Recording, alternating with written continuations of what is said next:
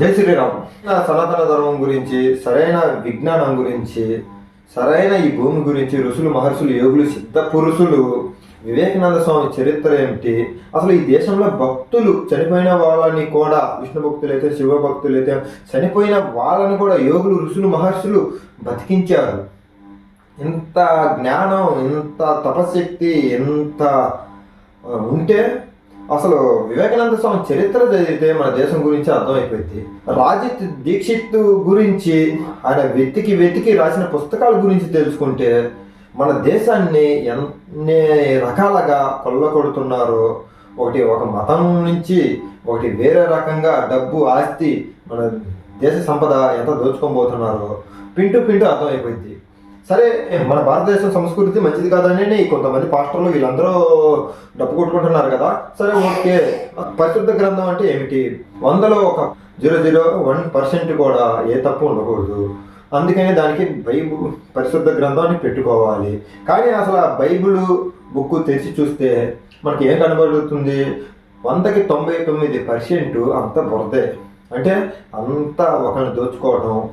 అంటే ఒక రకంలో చెప్పాలంటే, ముఖ్యంగా మన దేశానికి వచ్చి బ్రిటిష్ వాళ్ళు ఎలా దోచుకున్నారు, ఎన్ని అక్రమాలు చేశారు, అంతకంటే భయంకరంగా ఆ బైబిల్లో ఉంది. సరే, యేసు పరిశుద్ధుడు, యేసు లోకరక్షకుడు, లేకపోతే యేసు ప్రేమ, జాలి, దయ అన్నీ పుడుముంచుకొని ఆయనలో ఉన్నాయి అని అంటున్నారు కదా. అసలు యేసు లోకజ్ఞానుడు, అంటే యేసు లోకరక్షకుడు అయితే ఈ ప్రపంచంలో జరిగే లోకాన్ని మొత్తం ఆయనకి తెలియాలి కదా.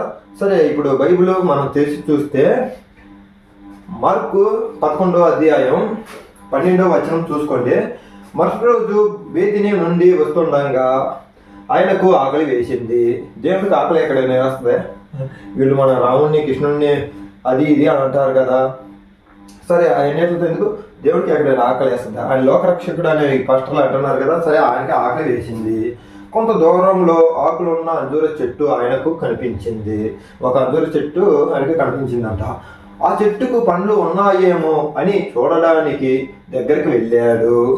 ఆ చెట్టుకి పండ్లు ఉన్నాయేమో అని దగ్గరికి వెళ్ళాడంట. అంటే ఆయన దగ్గరకు పోయి ఒక మామూలుగా మనలాగా ఒక మనిషిలాగానే ఆయన ప్రవర్తిస్తున్నాడు. ఎందుకంటే ఆయనకి ఏ శక్తి లేదు. సరే, ఆ చెట్టుకి దగ్గర వెళ్ళిన తర్వాత ఏం జరిగిందో చూడండి.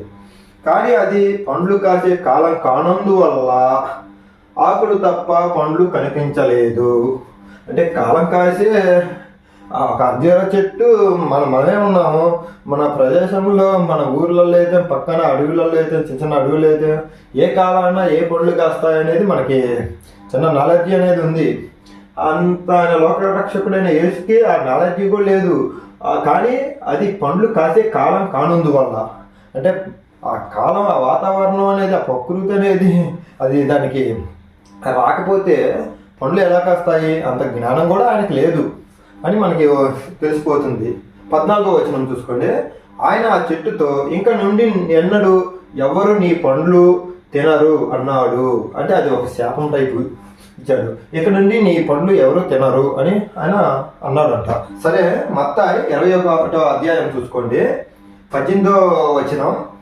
తెల్లవారిన తర్వాత ఆయన తిరిగి పట్టణంలోకి వస్తుండగా ఆయనకు ఆకలి వేసింది. 19వ వచనం చూసుకోండి. అప్పుడు ఆ దారి పక్కన ఒక అంజూర చెట్టును చూశాడు. ఆయన దాని దగ్గరికి వెళ్ళి చూస్తే దానికి ఆకులు తప్ప మరేమీ కనిపించలేదు. దీంట్లో కొంచెం భయంకరంగా యేసులో సైకోతనం, యేసులో కోపతనం వస్తుంది కదా. నిన్ను అని నీ పొరుగు అని ప్రేమించు, జాలి, దయావంతుడు, కరుణామయుడు అది అని అంటారు కదా. ఆ కరుణామయుడు అనే పేరు అసలు ఆ బైబిల్ మొత్తం ఎతికినా ఒక్కడ కూడా ఉండదు. కరుణామయుడు అంటే బోళ శంకరుడైన శివుడి పేరు. అది ముందుగా మనం తెలుసుకోవాలి. ఆయన దానితో ఇంక ముందు నువ్వు ఎప్పటికీ కాపు కాయవు అన్నాడు. వెంటనే ఆ అంజూర చెట్టు ఎండిపోయింది. అంటే శాంతి సందేశుడు కదా ఆయన. శాంతిగా కరుణామయుడు అనే పేర్లు, అవార్డులు, రివార్డులు క్రైస్తవ మతం మొత్తం పాస్టర్లు, మనం ముఖ్యంగా మన భారతదేశంలో పాస్టర్లు మరీ డబ్బు కొట్టుకుంటున్నారు కదా. ఒక చిన్న చెట్టు ఇక్కడ చూసుకుంటే ఉంది. కానీ అదే పండ్లు కాసే కాలం కానందువల్ల ఆకులు తప్ప పండ్లు కనిపించలేదు. చూసిండ్రుగా, కాలం అది ఆ కాలంలో కాయదు. దాని ప్రకృతి కాలం వచ్చిన తర్వాత అప్పుడు కాస్తుంది. అది అంత చెట్టు మీద చెట్టు అంత పాపం ఉంది, దానికి వాతావరణం రాలేదు కాయడానికి. దాని మీదనే ఆయన దాంతో ఇంకా ముందు నువ్వు ఎప్పటికీ కాపు కాయవు అన్నాడు. వెంటనే ఆ అంజూరు చెట్టు ఎండిపోయింది, శాపం ఇచ్చేశాడు. అది మరి మన యేసు గురించి కొంచెం బైబిల్ తీసి తెరిచి చూస్తేనే అర్థమయ్యేది. వచనం చూసుకోండి. అది చూసి శిష్యులు ఆశ్చర్యపోయి ఆ అంజూరు చెట్టు ఒక్కసారిగా ఎలా ఎండిపోయిందో కదా అని చెప్పుకున్నారు. అంటే శిష్యులు కూడా ఉన్నారు ఆ టైంకి. అంటే శిష్యులు కూడా ఆశ్చర్యపోయారంట. మన యేసు ఇలా అనగానే ఈ చెట్టు ఎలా ఎండిపోయింది అది అని అనుకున్నారంట. ఇది యేసు సైకో పార్ట్ 1.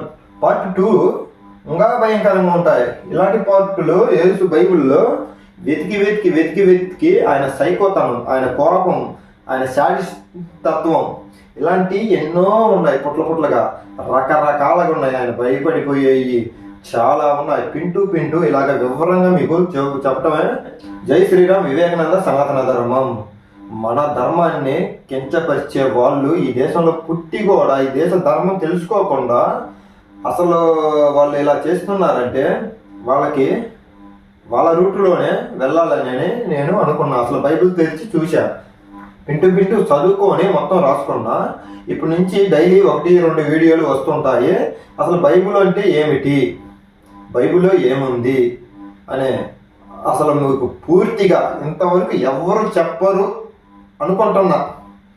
సరే చెప్తే మంచిదే, నేనైతే అనుకుంటున్నా. ఇప్పటి వరకు నేను చూసిన వీడియోలలో అలాగా మీకు ఈజీగా పింటూ అర్థమయ్యేలాగా మీకు చెప్పటమే నా జీవిత లక్ష్యం. నా సనాతన ధర్మాన్ని కాపాడుకోవడమే నా జీవిత లక్ష్యం. జై శ్రీరామ్. జై వివేకానంద. సనాతన ధర్మం. జై హింద్.